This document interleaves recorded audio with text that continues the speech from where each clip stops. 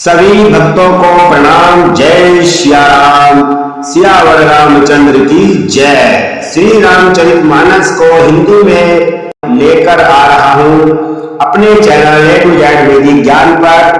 पहली बार जिसे आप सुन भी सकते हैं और साथ साथ पढ़ भी सकते हैं हिंदी में भी, और दो है चौपाई शॉर्टों के साथ। तो आइए दोस्तों शुरू करते हैं रामचरितमानस। लेकिन अगर आप मेरे चैनल पर नए हैं तो मेरे चैनल को सब्सक्राइब कर सकते हैं आप, और बेल आइकन की घंटी को ऑल पर दबा दें ताकि आने वाली वीडियो आप तक सबसे पहले पहुंच जाए। बोलो सियावर रामचंद्र की जय। श्री राम नाम की महिमा प्रारंभ होती है और प्रारंभ होता है रामचरितमानस का विशेष खंड। अगला अध्याय सती का दक्ष यज्ञ में जाना। दक्ष ने सब मुनियों को बुला लिया और वे बड़ा यज्ञ करने लगे। भाग पाते हैं दक्ष ने उन सबको आदर सहित निमंत्रण भेज दिया। दक्ष का निमंत्रण पाकर किन्नर, नाग, सिद्ध, गंधर्व और सब देवता अपनी अपनी स्त्रियों सहित चले। विष्णु, ब्रह्मा और महादेव जी को छोड़कर सभी देवता अपना अपना विमान सजाकर चले। सती जी ने देखा अनेकों प्रकार के सुंदर विमान आकाश में चले जा रहे हैं। देव सुंदरियां मधुर गान कर रही हैं, जिन्हें सुनकर मुनियों का ध्यान छूट जाता है। सती जी ने विमानों में देवताओं को जाने के कारण पूछा। तब शिव जी ने सब बातें बतलाई। पिता के यज्ञ की बात सुनकर सती कुछ प्रसन्न हुई और सोचने लगी कि यदि महादेव जी मुझे आज्ञा दे तो इसी बहाने कुछ दिन पिता के घर जाकर रह लूं। बोलो सियावर रामचंद्र की जय। क्योंकि उनके हृदय में बहुत पति द्वारा त्यागे जाने का बड़ा भारी दुख था, पर अपना अपराध समझकर वे कुछ कहती नहीं थी। आखिर सती जी भय, संकोच और प्रेम रस में सनी हुई मनोहर वाणी से बोली, हे प्रभु, मेरे पिता के घर बहुत बड़ा उत्सव है। यदि आपकी आज्ञा हो तो हे कृपा निधान, हे कृपा धाम, मैं आदर सहित उसे देखने जाऊं। शिव जी ने कहा, तुमने बहुत ही अच्छा कहा है, यह मेरे मन को भी पसंद आया, पर उन्होंने न्योता नहीं भेजा, यह अनुचित है। दक्ष ने अपने सब लड़कियों को बुलाया है, किंतु हमारे बैर के कारण उन्होंने तुमको भी नहीं बुलाया और ना तुम्हें बुलावा भेजा। एक बार ब्रह्मा की सभा में हम से अप्रसन्न हो गए थे, उसी से वे अब भी हमारा अपमान करते हैं। हे भवानी, जो तुम बिना बुलाए जाओगी तो न शील स्नेह ही रहेगा और न मान मर्यादा ही रहेगी। बोलो सियावर रामचंद्र की जय। यद्यपि फिर भी इसमें संदेह नहीं कि मित्र, स्वामी, पिता और गुरु के घर बिना बुलाए भी जाना चाहिए। तो भी जहां कोई विरोध मानता हो उसके घर जाने से कल्याण नहीं होता। तो भक्तों, मित्र, स्वामी, पिता और गुरु के घर बिना बुलाए भी चले जाना चाहिए। लेकिन अगर कोई विरोध करे तो वाकई में उसके घर नहीं जाना चाहिए। शिव जी ने बहुत प्रकार से समझाया, पर होनहार वश सती के हृदय में बोध नहीं हुआ। फिर शिव जी ने कहा कि यदि बिना बुलाए जाओगी तो हमारी समझ में अच्छी बात न होगी। शिव जी ने बहुत प्रकार से कहकर देख लिया, किंतु जब सती किसी प्रकार भी नहीं रुकी, तब त्रिपुरारी महादेव जी ने अपने मुख्य गणों को साथ देकर उनको विदा कर दिया। बोलो हर हर महादेव, बोलो शंकर भगवान की जय, बोलो सियावर रामचंद्र की जय। भवानी जब पिता दक्ष के घर पहुंचे, तब दक्ष के डर के मारे किसी ने उनकी आवभगत नहीं की। केवल एक माता भले ही आदर से मिली, बहनें भी बहुत मुस्कुराती हुई मिली। दक्ष ने तो उनकी कुशल तक नहीं पूछी। सती जी को देखकर उल्टे उनके सारे अंग जल उठे।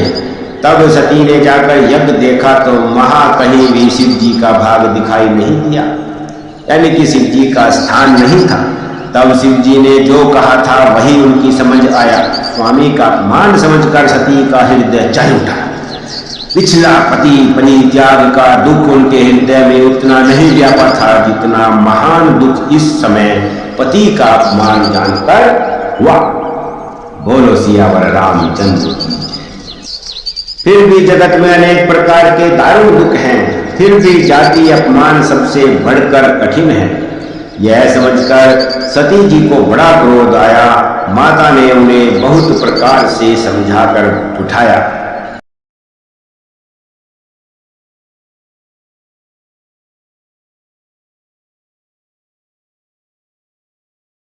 पति के अपमान से दुख होकर सती का योगाग्नि से जल जाना और दक्ष यज्ञ विध्वंस होना। परंतु उनसे शिव जी का अपमान सहन नहीं हुआ। इससे उनके हृदय में कुछ भी प्रबोध नहीं हुआ, कुछ समझ नहीं आया। तब वे सारी सभा को हठपूर्वक डांट कर बड़े क्रोध से वचन करके बोली, हे सभासदों और सब मुनीश्वरों, सुनो, जिन लोगों ने यहाँ शिव जी की निंदा की या सुनी, उन सबको उसका फल तुरंत ही मिलेगा और मेरे पिता दक्ष भी भली भांति पछताएंगे। जहां संत शिव जी और लक्ष्मीपति श्री विष्णु भगवान की निंदा सुनी जाए, वहां ऐसी मर्यादा है, यदि अपना वश चले तो उसे निंदा करने वाले की जीभ काट ले और नहीं तो पान मूंद कर वहां से भाग जाए। त्रिपुर दैत्य को मारने वाले भगवान महेश्वर संपूर्ण जगत की आत्मा है। वे जगत पिता और सबका हित करने वाले हैं। मेरा मन बुद्धि पिता उनकी निंदा करता है और मेरा यह शरीर दक्ष ही के वीर्य से उत्पन्न हुआ है। बोलो सियावर रामचंद्र की जय, बोलो हर हर महादेव की जय। इसलिए चंद्रमा को ललाट पर धारण करने वाले वृषकेतु शिव जी को हृदय में धारण करके मैं इस शरीर को तुरंत ही त्याग दूंगी, ऐसा कहकर सती जी ने योगाग्नि में अपना शरीर भस्म कर डाला। सारी यज्ञशाला में हाहाकार मच गया।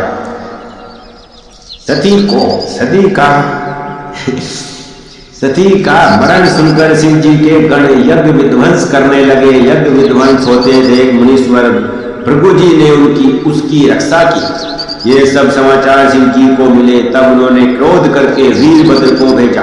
उन्होंने वहां जाकर यज्ञ विध्वंस कर डाला और सब देवताओं को यथोचित फल दंड दिया। दक्ष की जगत प्रसिद्ध वही गति हुई जो शिवद्रोही की हुआ करती है। यह इतिहास सारा संसार जानता है, इसलिए मैंने संक्षेप में वर्णन किया है। यह अध्याय भी यहीं पर समाप्त होता है। 20वां अध्याय माता पार्वती का जन्म और उनकी तपस्या। बोलो सियावर रामचंद्र की जय।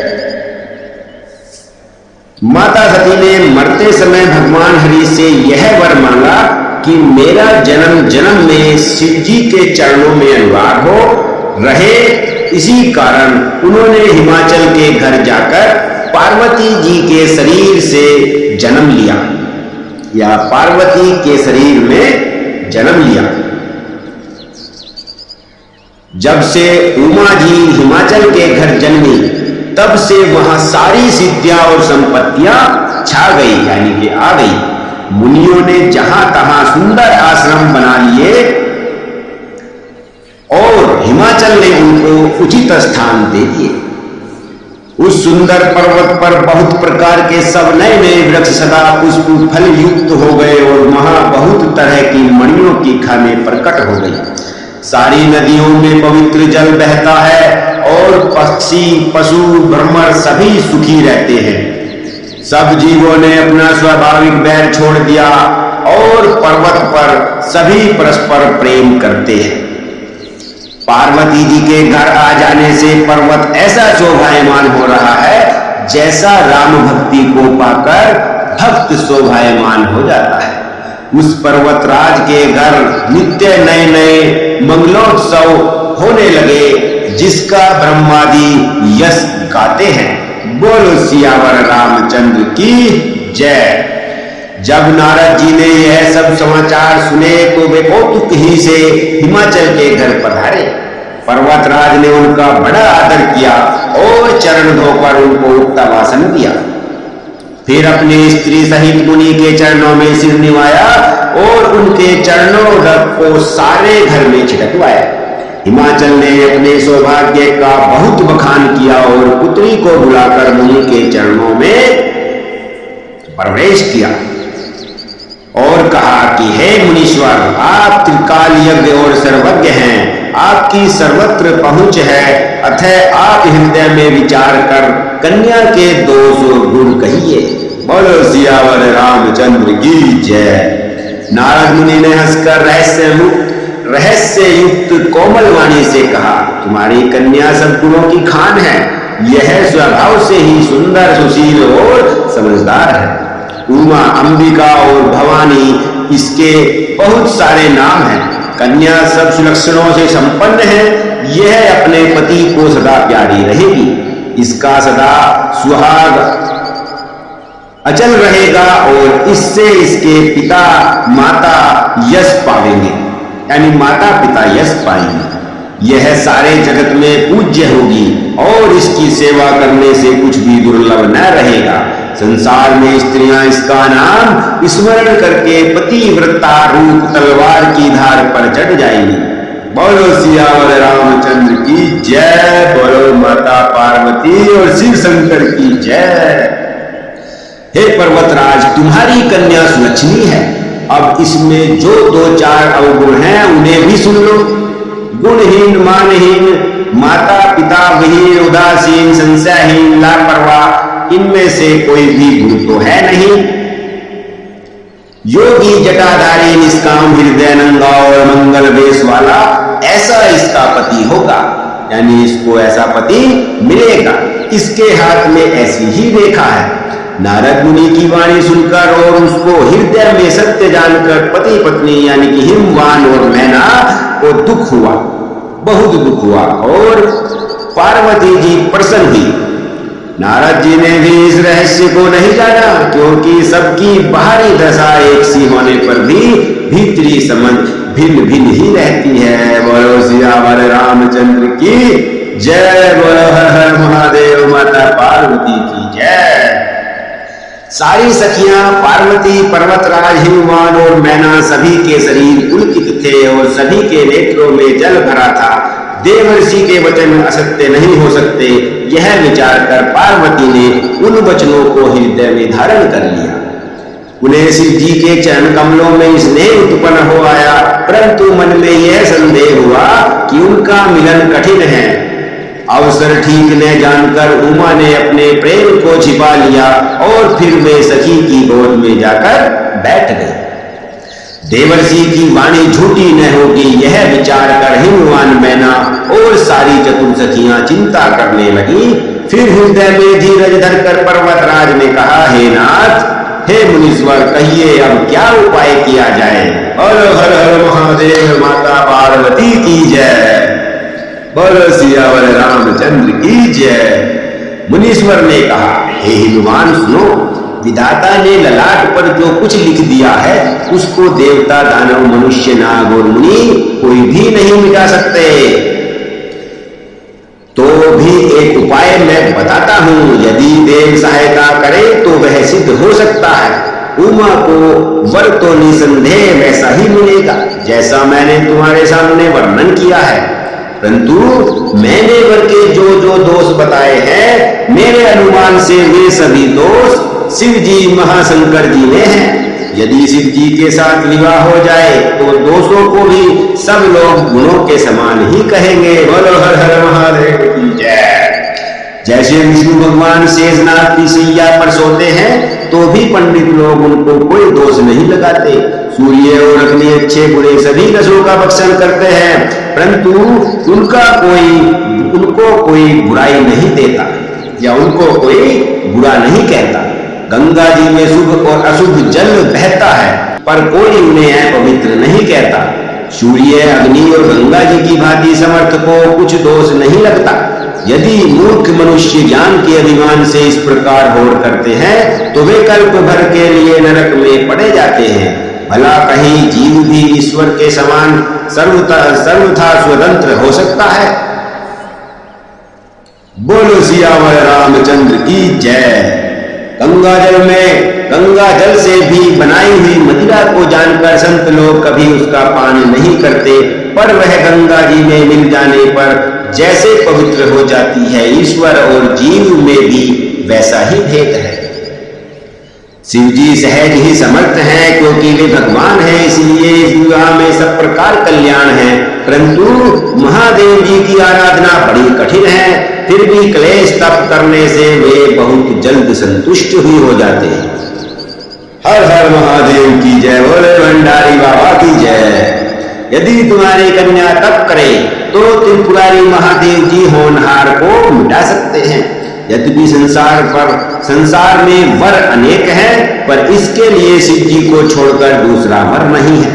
शिव जी वर देने वाले, शरणागतों के दुखों का नाश करने वाले, कृपा के समुद्र और सेवकों के मन को प्रसन्न करने वाले हैं। शिव जी की आराधना किए बिना करोड़ों योग और जप करने पर भी वंचित फल नहीं मिलता। बोलो हर हर महादेव की जय।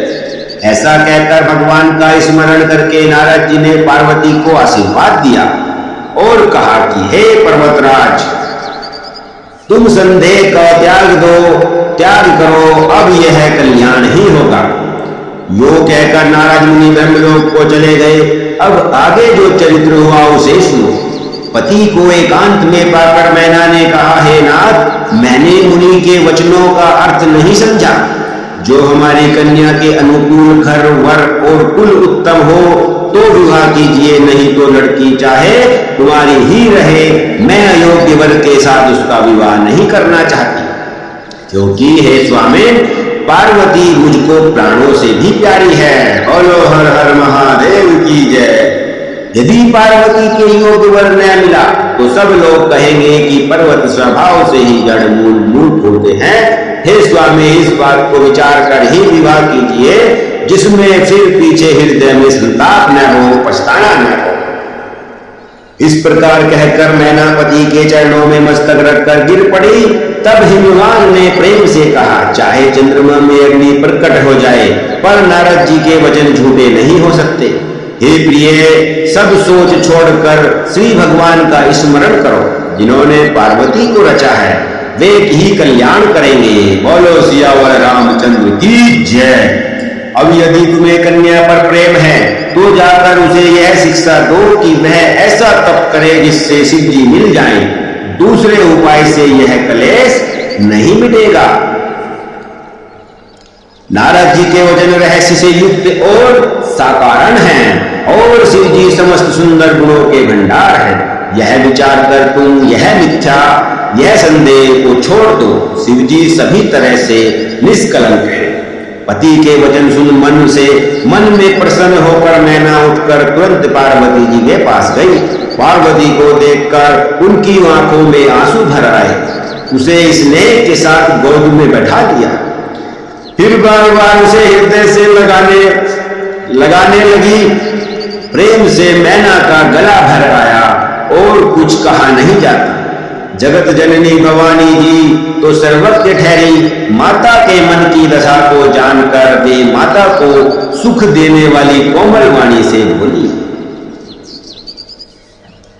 मां सुनो, मैं तुझे सुनाती हूं। मैंने ऐसा स्वप्न देखा है कि मुझे एक सुंदर गौर वर्ण श्रेष्ठ ब्राह्मण ने ऐसा उपदेश दिया है। हे पार्वती, नारद जी ने जो कहा है उसे सत्य समझकर तू जाकर तप कर। फिर यह बात तेरे माता पिता को भी अच्छी लगी। तप सुख देने वाला और दुख दोष को नाश करने वाला है। तप के बल से ही ब्रह्मा संसार को रचते हैं, और तप के बल से ही विष्णु सारे जगत का पालन करते हैं।